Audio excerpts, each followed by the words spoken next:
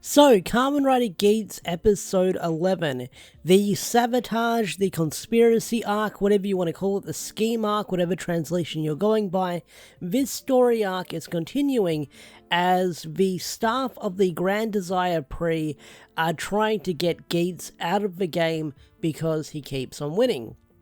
And it looks like this plan is not going according to plan because we see a crazy revelation in this episode, and that is the possible main antagonist. I don't want to call them the main antagonist, a antagonist of Kamen Rider Geats, and that is that someone is feeding the Jyamato broken ID cores of all the dead players.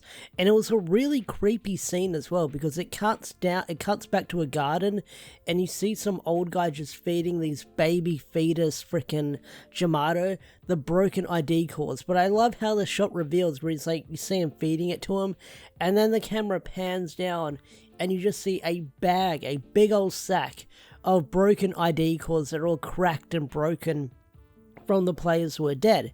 And that shows that however that is happening, it shows how the Jyamato probably got their upgrade in this episode, because this episode also introduces the Jyamato Riders, where the Jyamato can now use the frickin' Desire drivers and they can transform. And I gotta say, their transformations look really freaking cool, really menacing.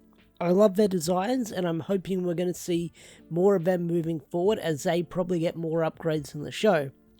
And I get the feeling that's going to be the case, because if the Jyamato are evolving, something they talk about in this episode, I get the feeling they're going to keep evolving, just like our characters keep evolving and getting new power-ups. So now that we know that the Jyamato can use the Desire drivers, no doubt about it, they can probably use the powers in the game as well, and use the belt buckles as well. Or they'll probably have their own belt buckles. Now, the whole Labyrinth game is really interesting because it starts with the players being outside and they've got to protect these civilians. And the civilians are people who are on a bus ride and they get drawn into the game. One of the characters being is Kawa, Kamen Rider Tycoon. That's right. And if you watch next episode's preview, it looks like Kamen Rider Tycoon might be jumping back into the game, which is something I thought that might happen. But we also learn in this episode that once you get eliminated from the game, or once you retire from the game, your desire for your previous desire is gone, so your personality changes. And that explains why Neon couldn't remember anything from doing her screaming or wanting to run away from home.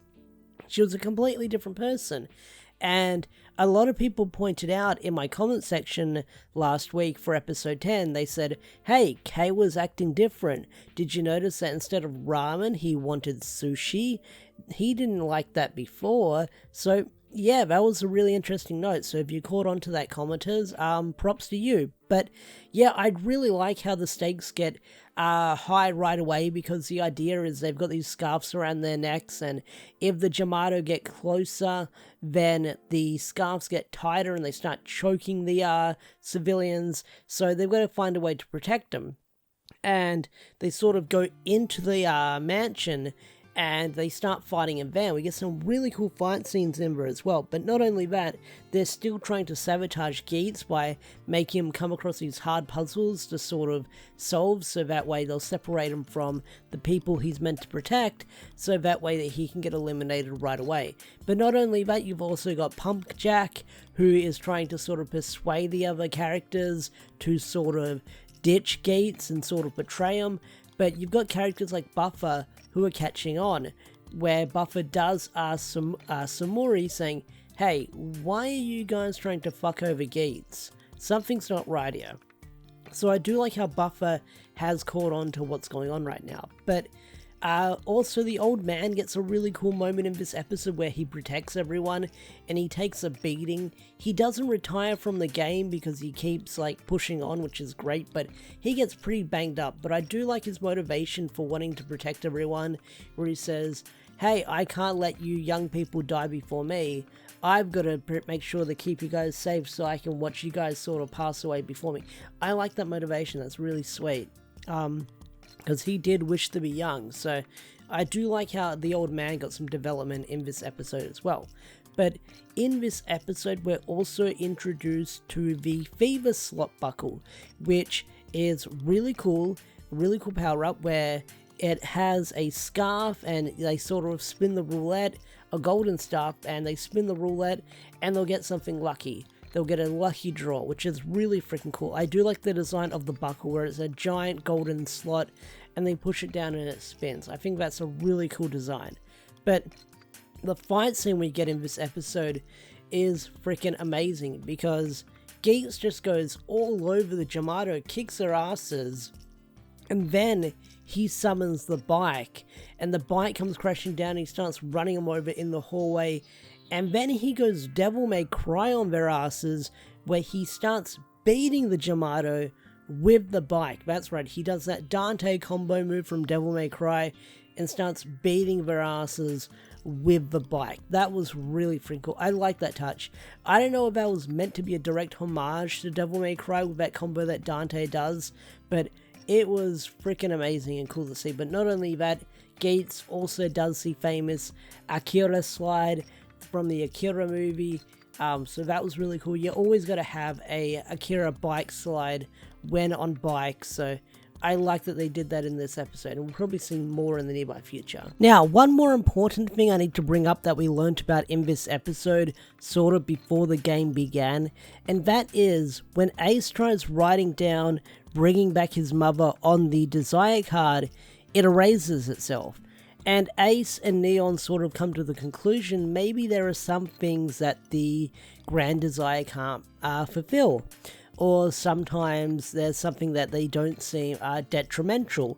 So it looks like there are some do's and don'ts, or can and can'ts of what you can wish for when it comes to winning the Grand Desire Prix. But we'll probably get more explanation for that later down the line. And that is probably why Ace is sort of testing the waters with the current wish he made, so we can learn more. And I feel like Ace wants to keep testing these boundaries so eventually he can get his wish and sort of find a workaround for wishing his mother back.